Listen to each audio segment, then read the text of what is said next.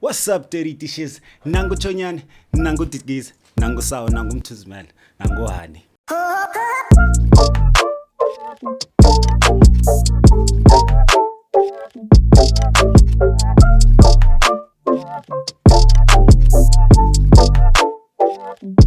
What is exactly self-care, Bafowethu? Self-care, according to what I've been told, it's doing what you want for yourself. It's indulging yourself into your luxuries, or what you consider luxurious for you. And some of the times it can be just a simple thing. So it doesn't have to be luxuriously expensive. You could just do what you like, as long as you are happy. I have this idea: clip, drift, and cola while you're getting a haircut. I'm not sure. I don't know. It sounds like a good idea for me. I'd like to sip on a little some as I get a haircut. You know what I'm saying? Ladies, when men are playing PS, there's some self-love, man. Because I promise you, I've never been happier. I am entertained and I'm in a good space. I'm in a good competitive space as well. So don't hate on that PS. At some point, I would like to do cute stuff, man. Like walks, sunsets, and all those type of things. I haven't quite indulged a lot into that, but I'll find something, a couple of other things as well. But that's just self-care. Never quite understood why it's difficult for gents to be hygienic. You know, the hair that grows around your genitals, always try and keep that on a minimum. Here's why I say that. I say that because when summer comes around, in fact any hot day, even in winter, when that time comes around, it tends to get really sweaty with the body, especially if you're a sweaty person. So always try to keep that hair at a minimum, otherwise you're gonna spoil fun things in your private life. You're gonna spoil them horribly. Let's normalize shaving our armpits as men. It's okay to have clean armpits. It's not against the law. Because as I said, we all sweat in different ratios and produce different odors, the same odor actually, in different ratios. So some of us produce 80% of our body odor, and we can tell. Let's normalize trying to have clean armpits, especially when you know yourself. It even beats you, the cologne, and your odor beats colognes and all those things. So please, it depends on yourself, of course, what you do with your hair and what you do with your facial hair. I've got nothing to do with facial hair, so try and take care of those things. And remember, do it again. I wasn't really the most angry kid in the world.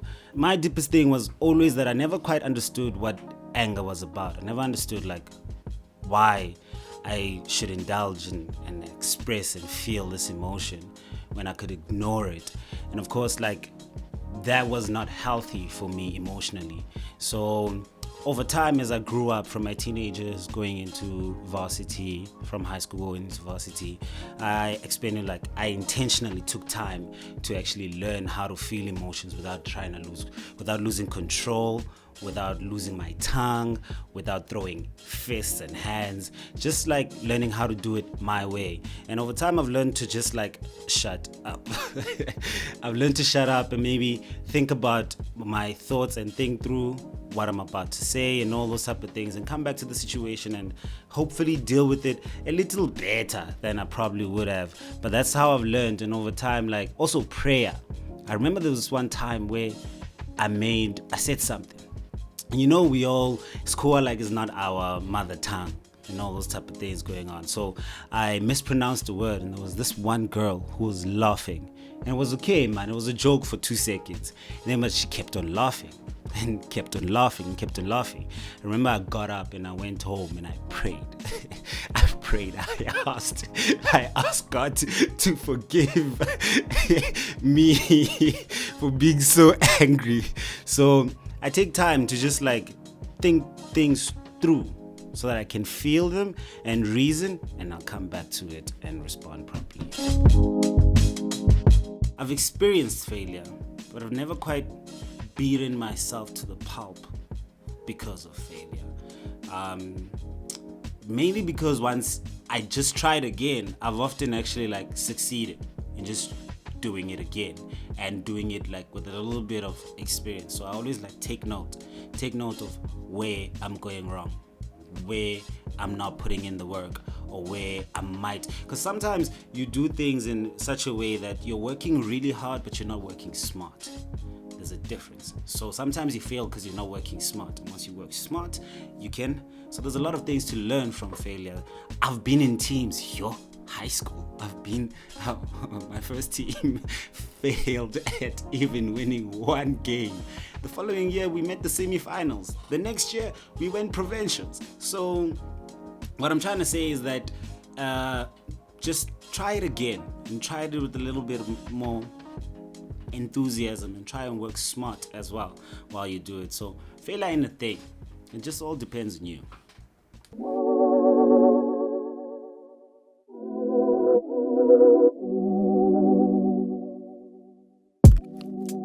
You guys twerk for everything. It has to be fun.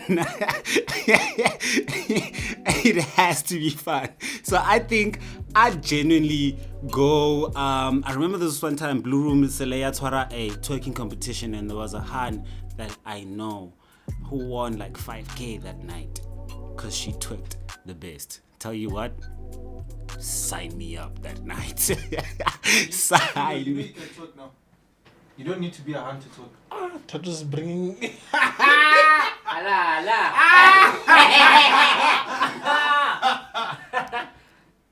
I will never do that. We do not do that in my house. Never me. My baby. Yeah, baby girl. You go, girl.